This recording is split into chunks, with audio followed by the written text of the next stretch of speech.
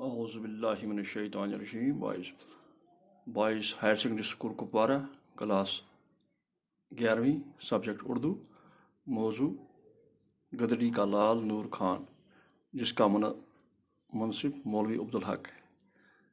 تو نور خان کے بارے میں ہم نے آپ کو جانکاری دی سب میں۔ نور خان ایک ایماندار، سچے، جفاکش اور خوددار انسان تھے۔ فوج میں وہ معمولی سپاہی کی حیثیت سے بھرتے ہوئے، لیکن ان کی آن بان نئے انداز سے رہے۔ اپنی فرض شناسی سے سب کو متاثر کیا۔ نور خان فوج میں ڈرل انسٹرکٹر تھے اور گوروں کو ڈرل سکھاتے تھے۔ تو نور خان ایک ایماندار، سچے اور جفاکش انسان تھے۔ فوج میں بحیثیت سپاہی بھرتے ہوئے، لیکن ایمانداری کی وجہ سے ان کی سب عزت کرتے تھے۔ تو آپ اگر کتاب کا 79 پیج نمبر نکالیں گے تو آگے ہم آگے پڑھیں۔ تو اگر آپ پیج نمبر 179 نکالیں گے تو ہم آگے اس میں سے پڑھیں گے۔ اسی زمانے میں ڈاکٹر سید سراج الحسن صاحب اورنگ آباد کی صدر مہم محتمم تعلیمات ہو کر آئے۔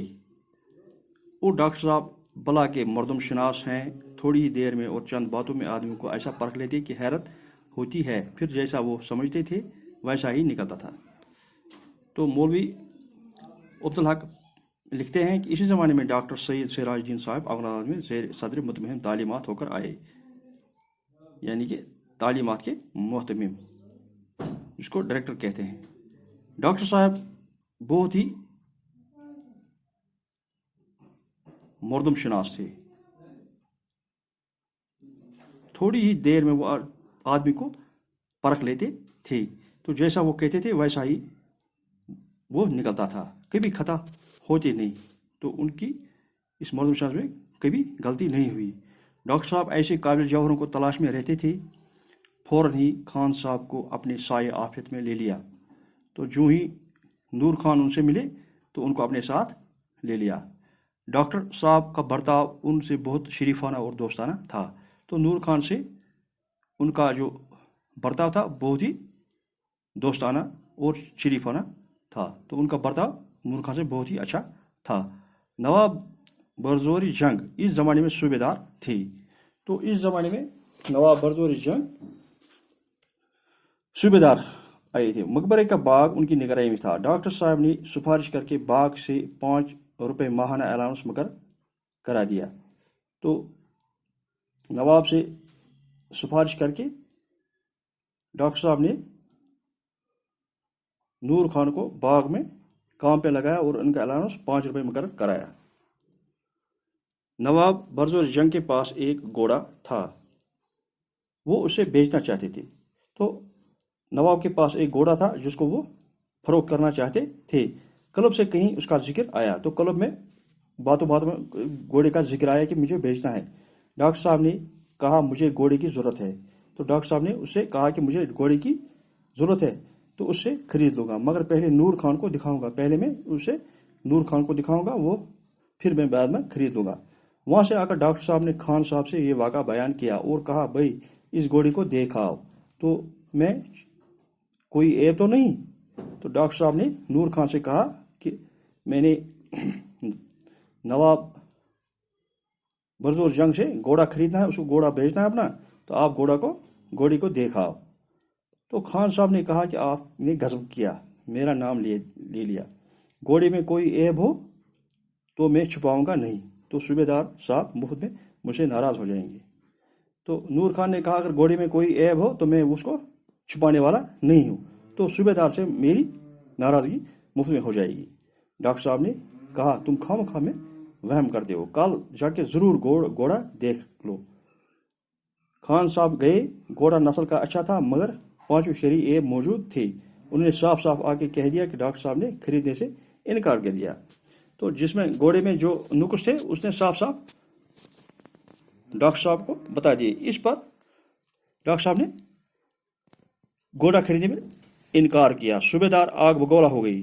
تو دوسرے روز مقبرے میں آئے اور باغ کے رجسٹر منگوایا۔ تو صوبے دار نے اس انکار پر आग बगौला हो गए और दूसरे रोज आए और बाग का रजिस्टर मंगवाया और नूर खान के नाम पर इसी जोर से कलम खींचा कि अगर हुरफुम और लफ्ज़ में जान होती तो बुलबुला उठते। तो सूबेदार ने नूर खान का नाम ही रजिस्टर से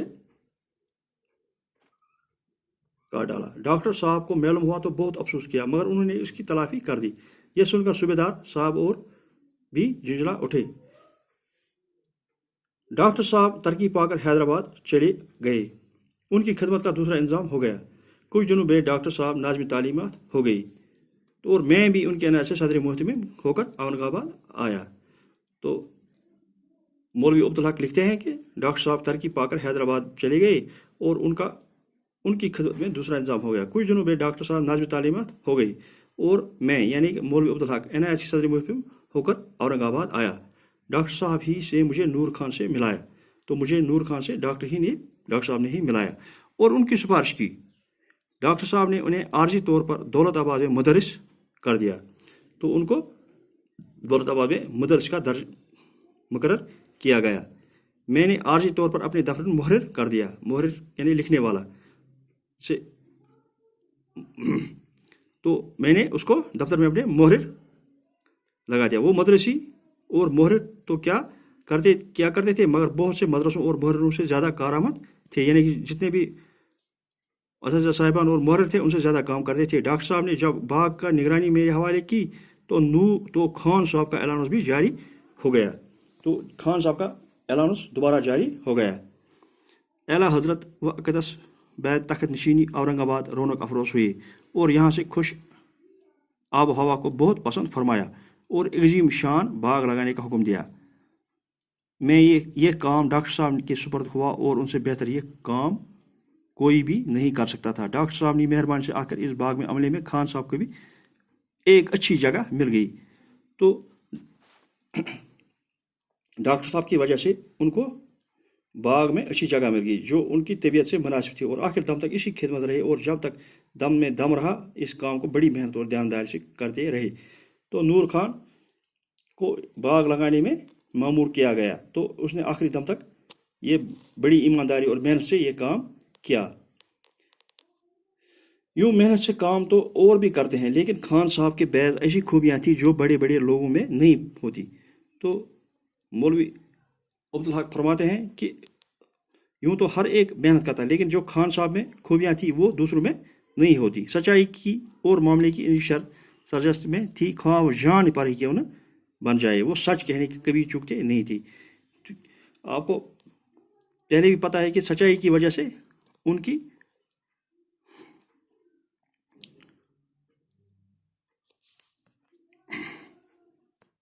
उनको बहुत नुकसान पहले भी उठाना पड़ा। तो वो सच बोलने में कभी चूकते नहीं थे, अगर उनको जान पर भी बनाते। मुस्तैद ऐसे थे कि अच्छे जवान उनका मुकाबला नहीं करते। वो फुर्तीले थे, दिन हो या रात हर वक्त काम को तैयार करने को तैयार। अक्सर दौलताबाद से पैदल आ जाते थे और किसी काम को कहे तो ऐसी खुशी से करते थे कि कोई अपना काम भी इस खुशी से न करता। तो जो भी काम उसके सुपुर्द किया जाता था नूर खान के वो खुश रूप से अंजाम देता था और काम होने में खुशी महसूस करता था। अगर खुद का काम भी हो तो इंसान ऐसी खुशी से नहीं करता। दोस्ती के बड़े पके थे और बड़े वज़ादार थे, चूँकि अदना आला सब की इज्जत करते थे। तो नूर खान सभी लोगों की इज्जत, छोटा हो या बड़ा हो, सबकी इज्जत करते थे। इसलिए उनके गरीब दोस्तों में बहुत काम निकलते थे। उनका घर मेहमान सराय था, तो उनके घर में अक्सर मेहमान आया करते थे। औरंगाबाद के आने जाने वाले खाने का वक्त बेतकल्लुफ़ घर में पहुंच जाते और उनके बहुत खुश होते थे। बैज़ लोग जो मुसाफिर बंगले में आकर ठहरते थे उनकी दावत भी कर देते थे। बैज़ अवकात टोलियों की टोलियाँ पहुंच जाती थी और वो उनकी दावतें बड़ी फयाज से करते थे।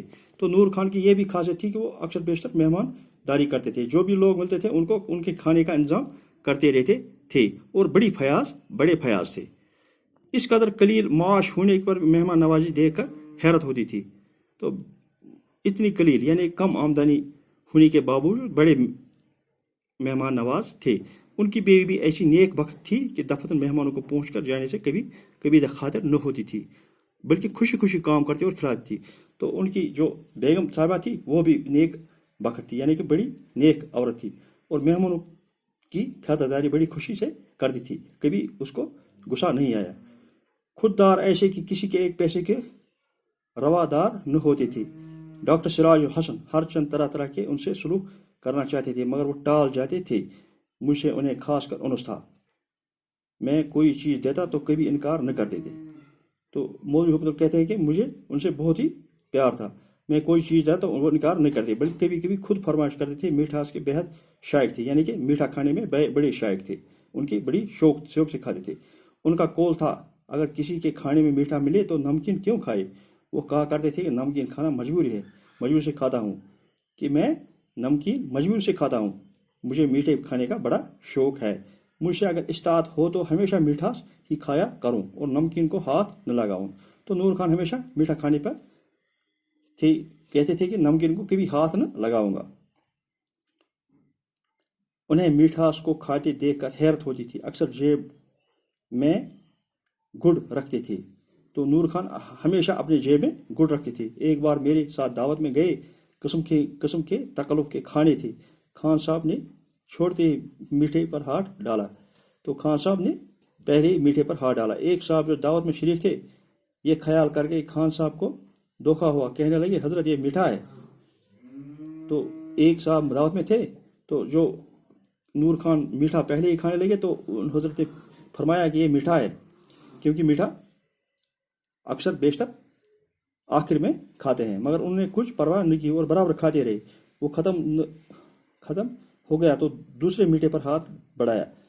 ان حضرت نے پھر ٹوکا، حضرت یہ میٹھا ہے. انہوں نے کچھ جواب نہ دیا، اس سے بھی ختم کر ڈالا. جب کبھی بھی کسی دوست کے ہاں جاتے تو انہیں ضرور میٹھا کھلاتے اور خوش ہو کر کھاتے.